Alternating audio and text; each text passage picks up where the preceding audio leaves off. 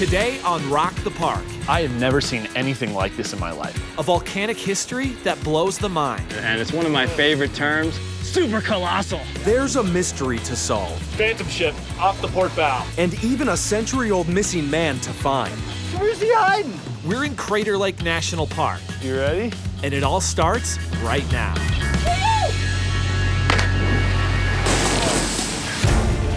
I'm Jack Stewart. This is the real deal. And I'm Colton Smith. These are mountains! We've been buddies for years, always in search of the next adventure. Dude, what was that? We share a passion for our national parks and other wild places around the world. Oh my God. Heading off the beaten path, pushing our limits, and experiencing nature's best-kept secrets. Here we go! It's how we rock the park.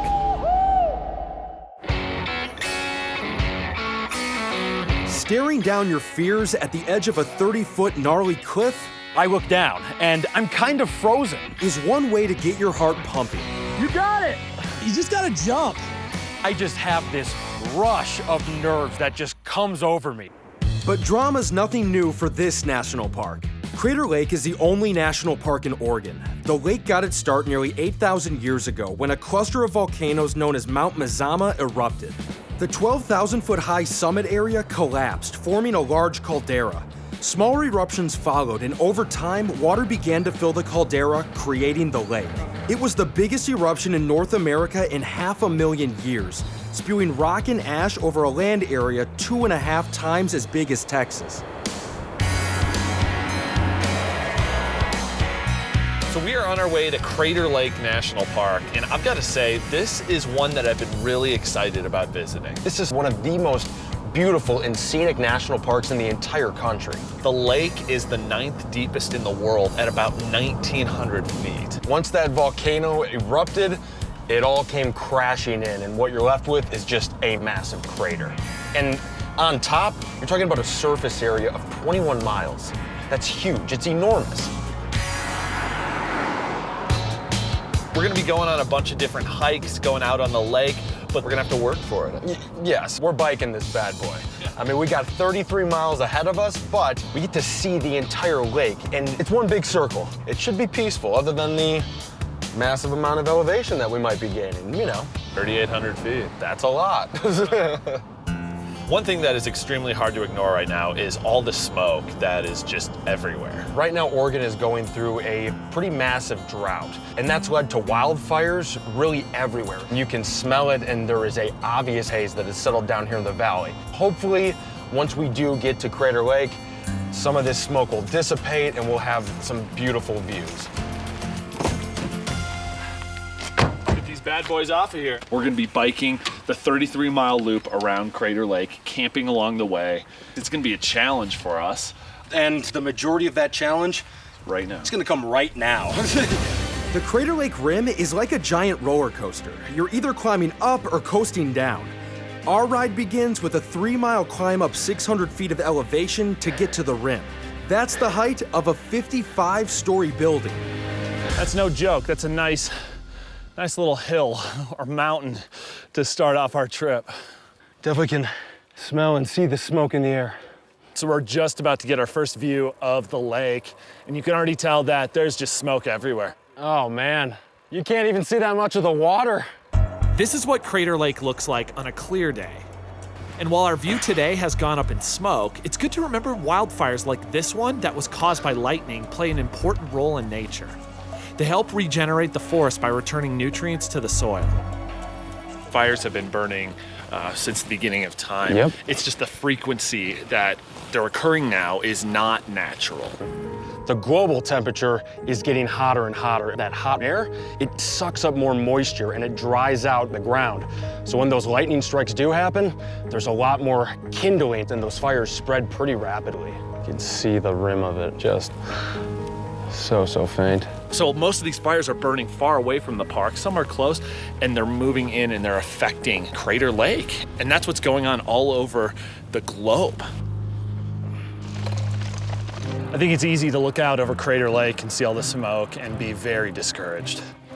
But I think the value in a positive perspective is that you see opportunity in times like these.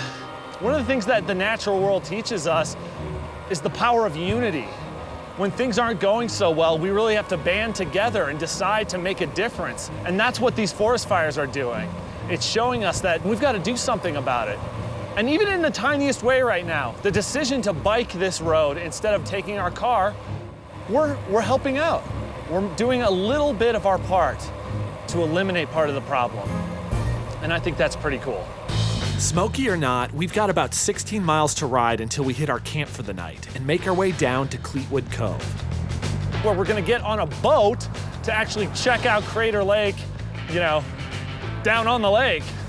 After working up a nice sweat biking, that water, which generally does not get above 60 degrees, which is very, very chilly, that's gonna be nice and welcome. Ooh, Colton, I see something moving in there. What was that? I see something moving in there.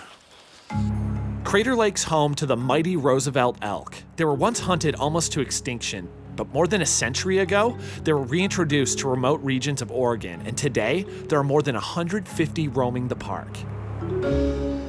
It's a deer. That's cool though, man. A lot of wildlife like this deer right now are really confused with all the smoke and the forest fires around the area. So there's a better likelihood of seeing them as you're driving from your car, them trying to cross the road and head for greener pastures. It's good to be alert. Hey. A bit further down the road, we run into a fire inspection officer who has some reassuring news. The fire that's just north of us here right now is not carried up into the treetops, so it's cleaning up the forest floor below those ponderosa pines. Those pine trees have been there for hundreds of years. They're really big in diameter, so it's actually a good cleansing fire for that forest.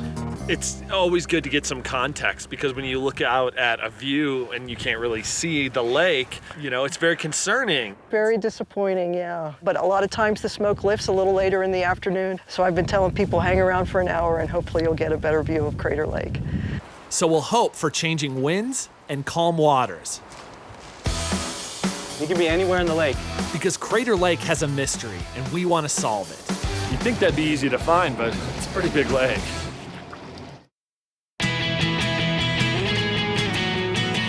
We're biking 33 miles around the rim of Crater Lake National Park in Oregon. And so far, nearby forest fires have made it hard to see the legendary views from up top. Here we go. This is gonna be nice. That it is. So we're heading down to the water. So we just got to Cleetwood Cove and I am pumped because this is the one spot in the park where you can hike down to the lake and we're getting on a boat. So it's gonna be a lot of fun. We can see it. So the more that we've moved down the cliffside here, the more it seems to be starting to clear up. And I don't know if that's just because we're getting closer or if because the winds are shifting. No matter what, we're finally getting our first look at Crater Lake, and now you fully feel how massive this lake is. The trail is only a little over a mile long, but it's about 700 feet straight down the cliffside. There's a reason why there aren't any other places where you can access the lake. It's steep. We're meeting up with Park Ranger Nico Ramirez and hopping on one of two boats used to conduct research on the lake and collect water data. Howdy. What's going on? Ready to get out on this water. Well, welcome to the newsstand. This is our research vessel. Welcome aboard. Thank you. Nico, nice to meet you as well. These are your safety vests. These little guys will keep you alive in case we sink in the middle of the lake. Fantastic. Don't want to end up at the deepest point. Yeah, what, 1,900 feet? 1,943 on average. That's insane. Crater Lake is the deepest lake in America because it was formed when a huge mountain collapsed on itself after a series of volcanic eruptions. So then in terms of volcanoes, where does this mountain sit on the scale? Because we've seen a lot of volcanoes. This is enormous. So they rate volcanoes in the explosive index from 8, which would be Yellowstone, an apocalyptic eruption, to 0. So the explosion that happened here was rated number 7, and it's one of my favorite terms, super colossal. Wow. Now it's kind of sleeping. We don't know what it's going to do when it erupts again. Gosh. And that's just one of many mysteries surrounding Crater Lake. Native peoples consider it a sacred place. According to one legend, the deep blue water is sort of a crossroads between the netherworld below and the light above. They even believed if you stared at the lake too long, it could lure you to your death. Wizard Island, which rises about 750 feet above the water at the west end of the lake, was seen as a place where wicked souls were banished. It's actually the tip of a drowned volcano, hiding another 2,500 feet of rock below the surface. This water is quite possibly the bluest water I've ever seen in my life. How is it so absolutely pristine? So we have no inflow of water besides snowmelt and rain. This is igneous rock. It's not breaking down. There's not outside organisms, outside sediments, or anything being put into the lake. Which means Crater Lake contains some of the purest water on Earth. Pretty much close to distilled water. It's really pure. Can I drink the water? You want to drink some? Yeah, I'm gonna drink it.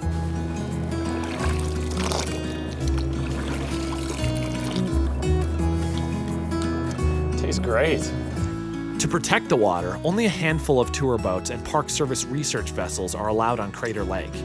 Even the fish have been limited to trout and salmon stocked years ago. It's like a little fishy. Did you see one jump? Yeah. No, it's like probably a rainbow trout. Oh yeah, good, Right there. good eye. Yeah. People are always looking for fish. They're hard to find. Phantom ship off the port bow. Oh yeah. How'd you like that lingo? Spot on. Phantom Ship is the name given to this small island because in foggy conditions, it looks like a ghost ship. Pretty cool. The closer you get to this, you can see how it kind of looks like a mast, a little bit of a sail on the back, stern, if you will. Nice little crow's nest up there. Man, I should just be a sailor. There's just one thing missing from our tour of Crater Lake. Keep your eye out for a big stump sticking right up. The elusive freak of nature called the Old Man. What's up? What's up with the old man? So the old man is a mountain hemlock tree that over 100 years ago fell into the lake, and it's about 40 feet long, but only a small fraction of it is sticking up. It's got this big root which keeps it upright. You'd think that'd be easy to find, but it's a pretty big lake. Where's he hiding? All right, there's the old man. Oh yeah, you can see that root. He is a legend. That's big. Isn't that pretty huge? That's enormous. Holy cow. Oh, that is cool. Wow. You could expect to see a lot of logs and stuff like that in lakes, but it's the fact that it's perfectly balanced where the old man will stick just straight up. I mean, that's what makes it so crazy, right? What's fun about the old man is you never know where he's gonna be. He can be anywhere in the lake. That's right. Apparently, the Old Man moves around and is always floating straight up. Yeah, some people will come just to try to find him. And just when we think our Crater Lake fun is over, Nico gives us one last surprise, a chance to really explore the lake for ourselves. Oh man, this is a little higher than it looks. You ready? I don't know. I don't know if I am.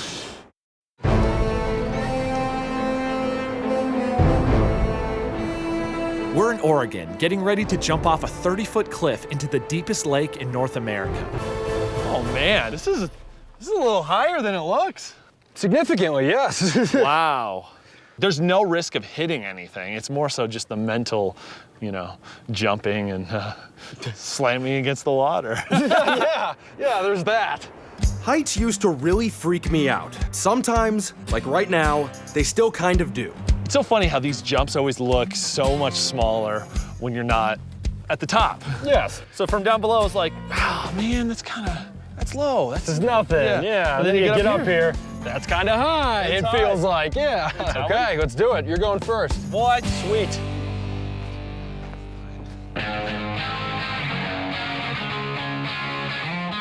The last thing I want to do is overthink it. I'm just gonna jump.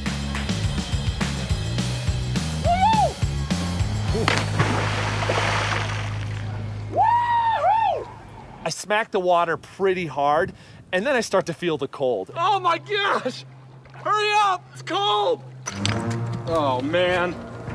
I look down, and I just have this rush of nerves that just comes over me. I'm kind of frozen. Oh, I'm scared. Ugh. You got it! Jack's treading water. He's probably cold. Nico's looking at me. This whole thing is just not an ideal situation for how I'm feeling at the moment. You can do it. You just gotta jump.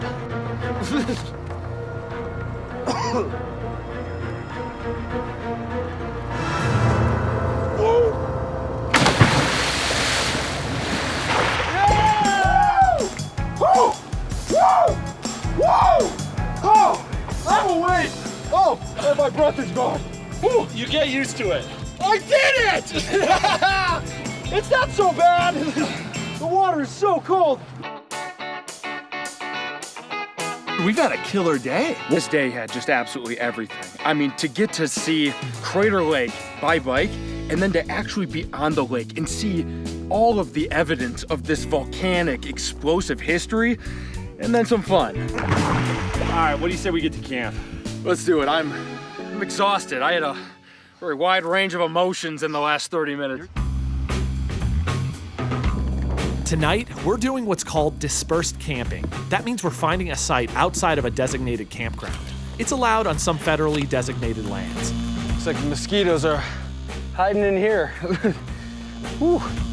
You can set up anywhere you like as long as you're at least 1 mile from any road or water source.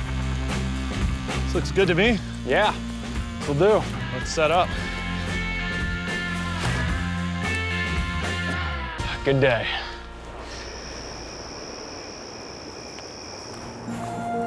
Next morning, we're up early and ready to ride the final 16 miles around the rim. Not a bad way to start the morning. Not at all, man.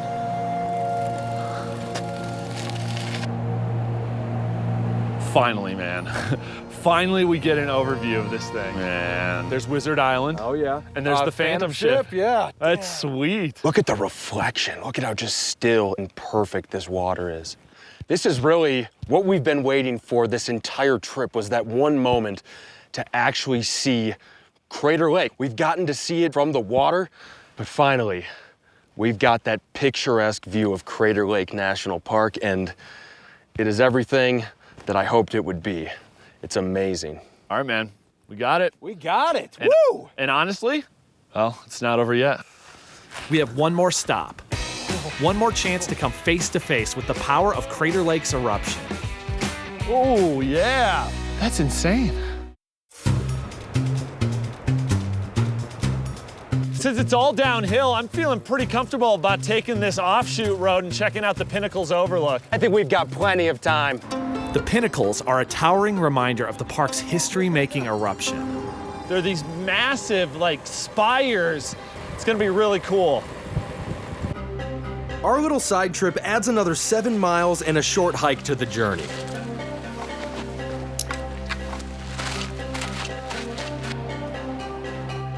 Oh, yeah. Wow.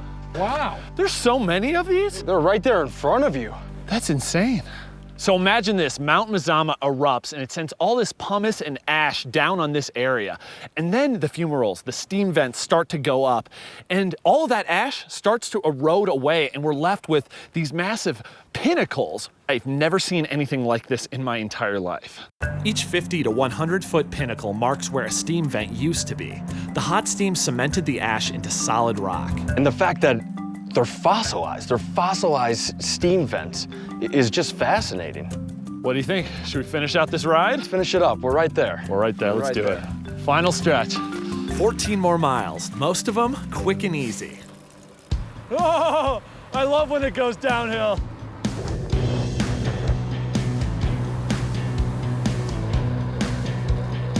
Almost there. Oh yeah, we're there. We made it. Woo! We did it, man. We did it. I'm beat. I mean, that was a jam-packed adventure. This place in its entirety is just, it's perfect. You can see the big effects of that volcano. But then there's all these other little nuances that really make this park unique. Everything about it. The deepest lake in North America. One of the largest volcanic calderas that I've ever laid eyes on. And that's what you see from just the rim. Then getting down onto the lake itself and getting to see things like the Phantom ship and the old man floating out there somewhere. The smoke was definitely a reality check that the effects of climate change and wildfires are becoming more frequent and more destructive. But it's also encouraging to see how many people are still out here enjoying it and hopefully learning about the problem so that we can all come together and do something about it. It never should deter you. In fact, it should almost inspire you. We need to educate ourselves and then all band together. Is this worth coming together for? That view that we had today? I would say yes, any day of the week. Hey, if we can do it, so can you. So the next chance you get, go out and rock the park.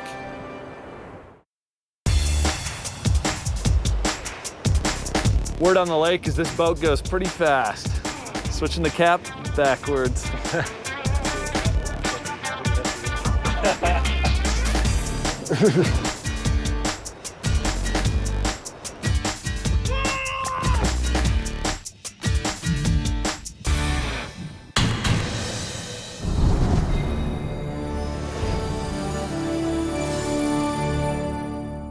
Hey everybody, thanks for watching. Make sure to leave any questions or comments that you have. And please subscribe to the channel. There's a lot more to come.